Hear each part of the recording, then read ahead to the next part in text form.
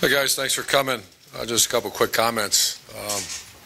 Obviously, to say I'm very excited about Saturday, it'd be a very shallow statement because I think everybody knows that. But I'm honored to be here, honored to be the coach of the Ohio State University football team, and to come back home and coach in the great state of Ohio. Miami, Ohio. I know Miami very well. I coached in the MAC conference for 2 years. I have a great deal of respect for them as a university. Like I said, I know them very well. I know the history, tradition, and I also know their coach, and I know their quarterback after watching them play and the receiver. So it's going to be a good challenge for us. On behalf of our players, I can tell you this, our guys are ready to go play and ready to go play on Saturday. So with that said, I'll open up to any questions.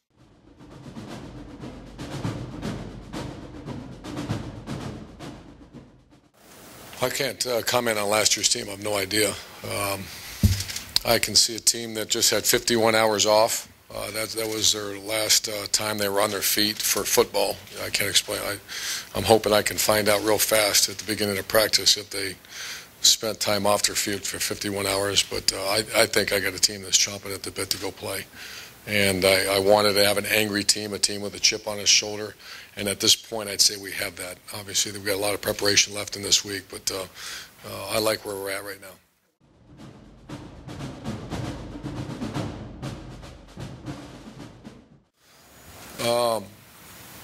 I mean, we're okay. I mean, I think, if I can go through position by position. There's some areas where we're strong, but overall, I think we have potential to be a good team, talent-wise. Now, there's some areas that really have to step up that are not battle-tested. You know, there are others that are very battle-tested, but our linebacker position group is one that, there's some guys that really have to make improvements from a year ago, but they were young. The offensive skill has been well documented. That has to, obviously, from just statistical analysis, would tell you it was very poor. But I think those kids have really made a strong development. Have really been. Zach Smith and those guys have done a pretty good job. We have to get a lot better, but they are getting better.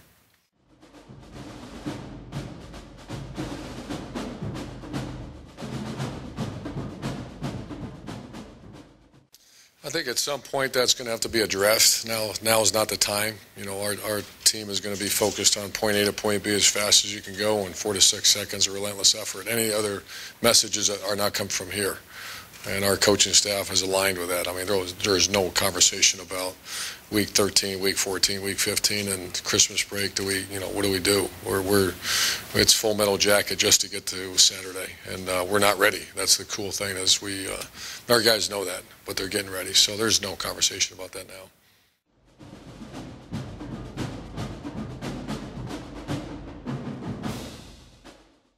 Well, we've had very blessed to have very good defenses over the years, and that's one of the common, if you want to say criticism, but it's truthful that Luke Fickell's job is not to stop Braxton Miller on the spread option offense. It's to stop Miami, Ohio, and so we spend a lot of time. The one thing, Miami throws it a lot, so we were able to give them a lot of the same looks. But started last week, we would actually take our twos, and I say twos to defense. If you look at our practice schedules, once or twice a week, depending on, for example, in Wisconsin that runs a very dissimilar offense, you'll see twos to defense a lot. And I actually go down with the twos and coach them. And it's off, they're good players running the opponent's offense. So that's we take that. I mean, that's a great question because that's one of the errors. Like Oregon, how's their defense get ready for USC when they run nothing like them? And I think, I know Chip very well, but I'm just saying what we do, we give a lot of effort to making sure they're looking what they're facing, what they're going to face.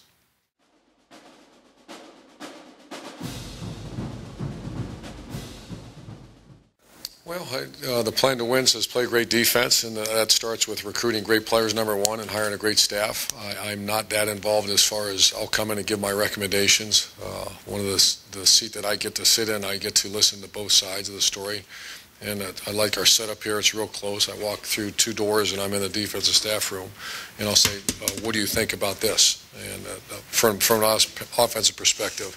And I'll watch their practice film and say, that's not, this blitz or this pressure, that really is not that hard to pick up. Let's go somewhere else. And but the installing our offense and kicking game has occupied probably 90% of my time. So any time I spend on defense, I'm just listening and making sure that the core values of the defense is on target, and that's number one, running to the ball. And so if I see guys not giving that, I'm more the effort guy. I'm not going to overrule. For example, during the course of a game, I might flip over and I'll say cover him, as opposed to, if I hear pressure, I say no, cover him. But other than that, it's I let Coach Fickle install his defense with Everett Withers and the staff, and they've done a good job.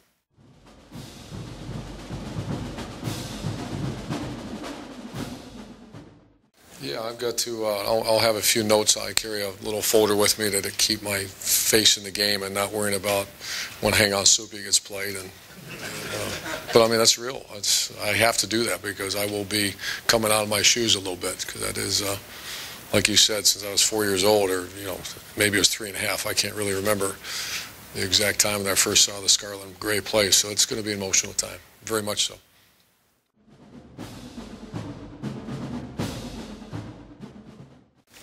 I would have to say Corey Lindsley would be on offense, the guy that's made the biggest jump. He's gone from a nobody to the apex of our offense, and that's the center, which in any offense, but particularly this one, the way we do things, that center has got to be a grown man. And I love Corey. I love who he is. I love the seriousness. I love the fact that he was honest about his, it wasn't a blame game. He didn't come in all of a sudden blame the previous coaching staff. He blamed himself for his lack of production over the years. So he is, without question, in my mind, the number one most improved guy. Carlos Hyde would be probably running a close second.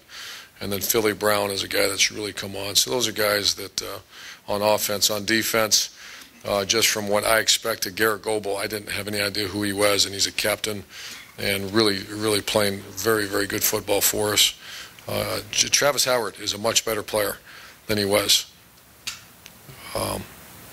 Those are the two on defense that really stand out to me that have made monumental. From my impressions of them then to now, those are the guys that really stick out.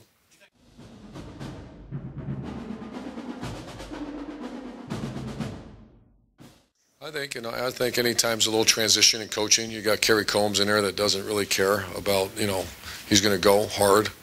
And I always tell our players, one of two things are going to happen. The coach is going to change to work with you because you maybe don't like to get screamed at, pushed, or whatever, or you're going to change to the coaching style. And the latter is usually what is going to happen.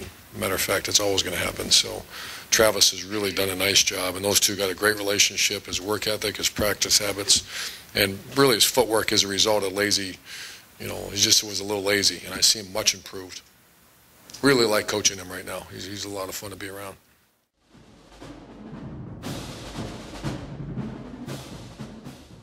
Good stuff. The first one is we have a +1 week, so it's like a bye week. We're going to go full pads today, full pads tomorrow.